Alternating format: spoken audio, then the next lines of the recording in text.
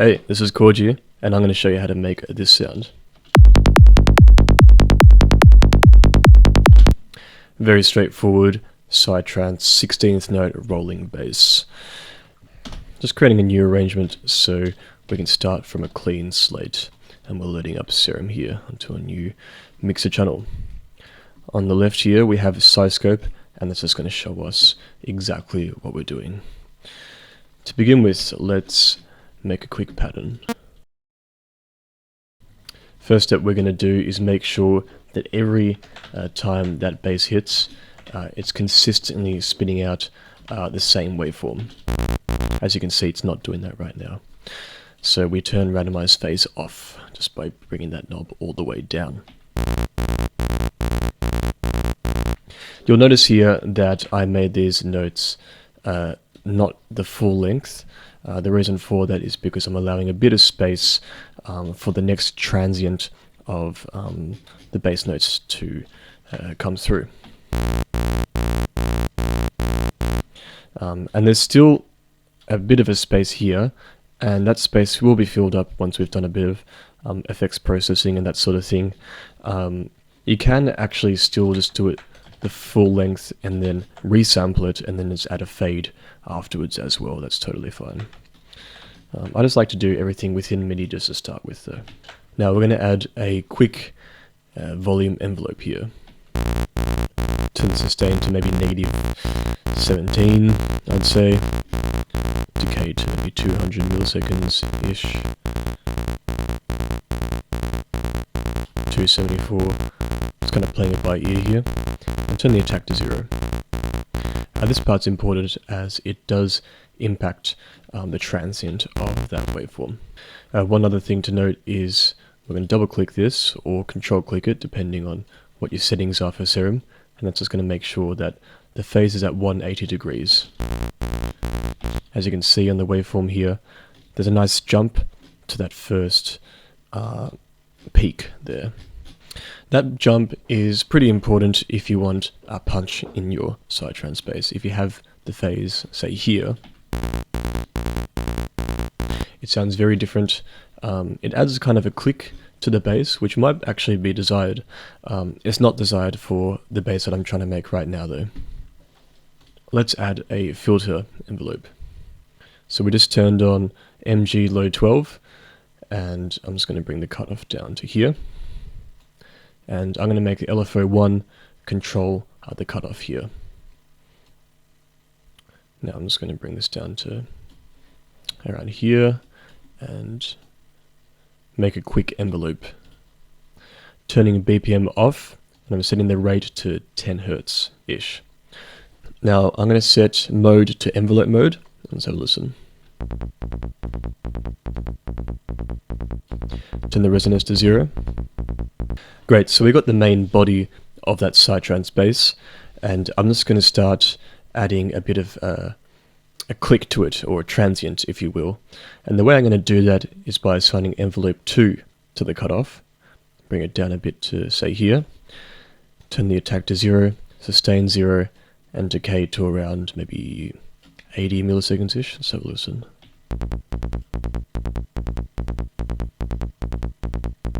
Now what this envelope is doing is it just adds a tiny little click at the start of it. So it's very short, and you could have achieved the same effect by drawing an envelope that looks like this, for example. However, I'm used to doing it this way because of personal preference, as well as control over the speed here without worrying about moving this part up or down, etc. Sweet. So that part's done. Moving on, we're going to add the secret ingredient of PsyTrance basses, which is dispersion. So I'm going to turn this amount to 1.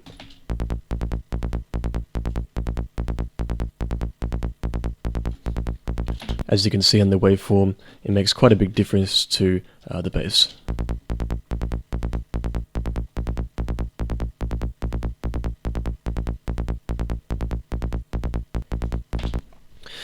Here I'm messing with the frequency and the amount. You can mess with the pitch as well, so the pinch. Generally, I'd say don't have the amount too high. That's the main thing. I'd be concerned about. You can turn the amount up high and you get this nice kind of juicy, punchy bass, but as a result you actually lose a bit of sub doing that. Now you can bring that back using other effects as well, but the other thing is that it's a completely different type of bass as soon as you do that. So these small changes make very big differences to the final product.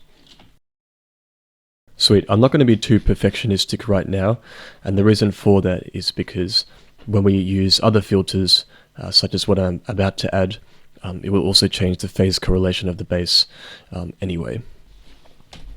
So I'm just going to add Maximus, and the reason I'm adding Maximus is because I'm now going to apply multiband compression. It's my way of bringing out as much loudness as possible without ruining the sound. So to start off with, we're turning the low cut to 0. As you can see, there's 3 bands in Maximus, and you can solder them with this button here. So have a listen.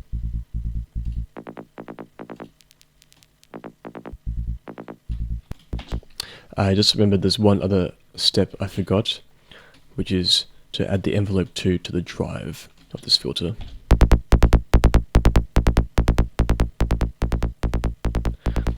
The drive essentially adds volume within the filter, and when you turn it up enough, it adds a grit and warmth to the bass.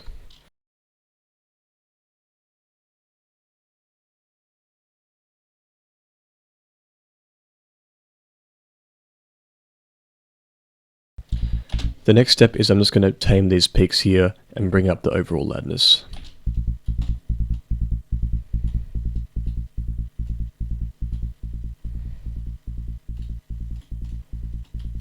Let's turn the attack and release down a bit.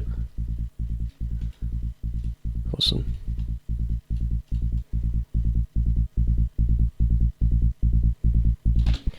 I could compress it a little bit more, but I do want there to be a little bit of a fade on these basses as well, so they do sound separated from each other.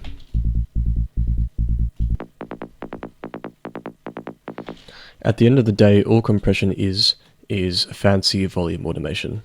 So, you know, I've added a fade on this bass for a reason. There's no point in me trying to get rid of that by compressing the hell out of it.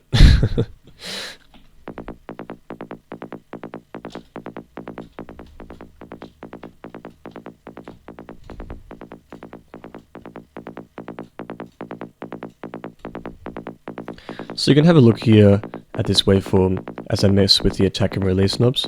So you'll notice that this will start to get a bit louder as I turn the release down.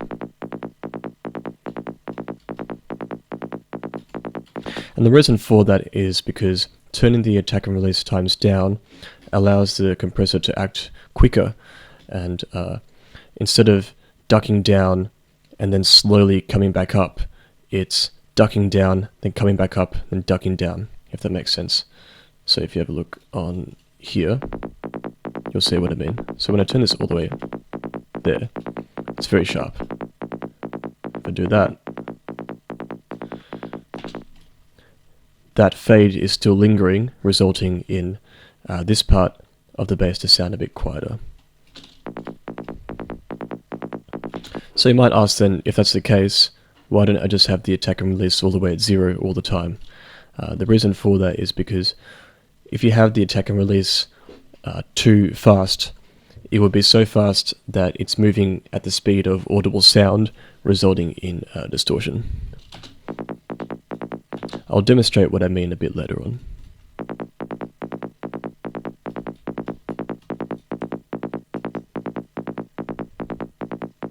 The other reason is also if you just wanted to still retain some of the dynamics of the original signal.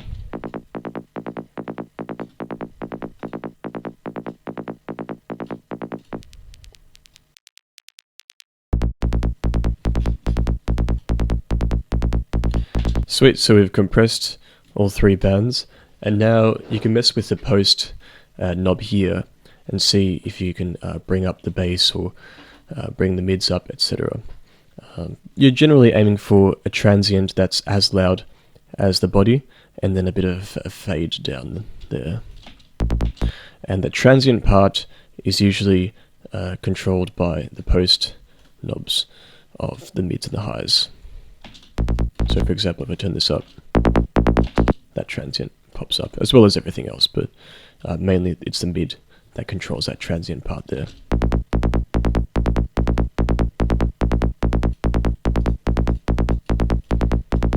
It's not enough sub now.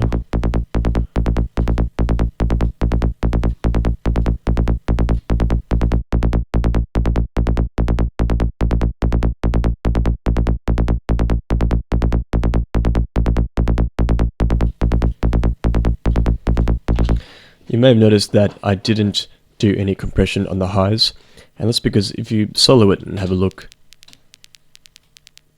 there really isn't anything to compress. I try not to have the highs too loud because it does sound a bit too clicky, a bit too high-endy, and I like to keep my basses warm and leave room for the hats to really occupy that high-end area in the mix. That's sounding pretty good to me.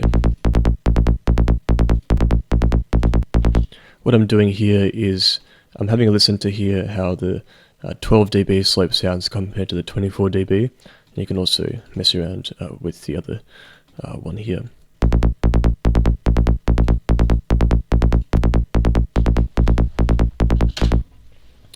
Awesome. Now, I'm a big lover of symmetrical waveforms if you see my tutorials from a couple of years ago. So I'm just going to mess with the settings on disperser and see if I can get this a bit more symmetrical.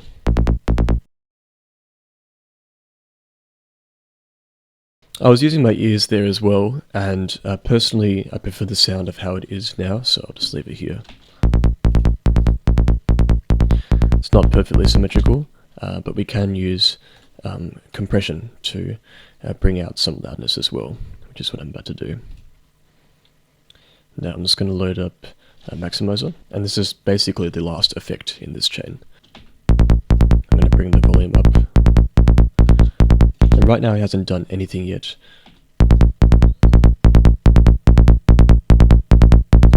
And now it is, as you can see by this blue line here, that is now showing the compression that's being added.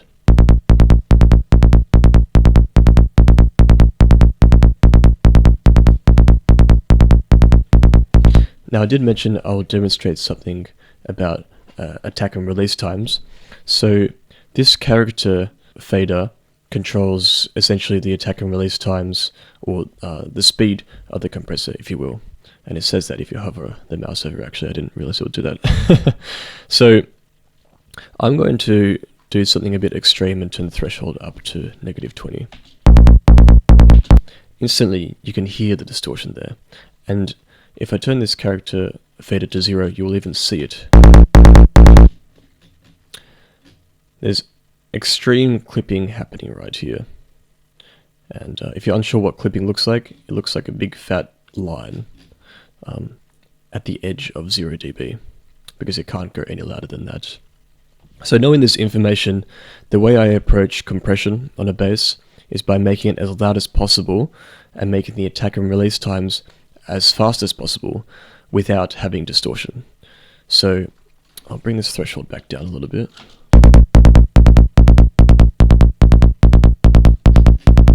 To around about here. And now I'm going to turn the fader of the character up until the distortion disappears.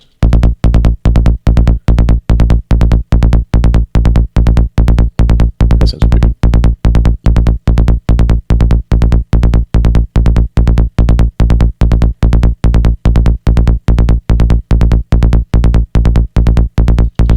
Awesome. And that's basically it in its simplest form.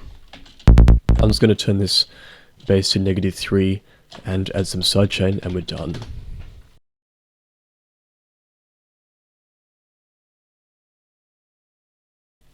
Naturally, the way we approach this sidechain is largely determined by the association between the kick and the bass. So let's have a listen.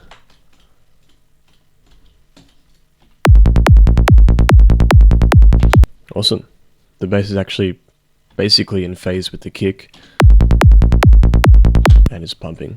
Without saying too much or jinxing it, I do plan to consistently upload tutorials now. I love making music.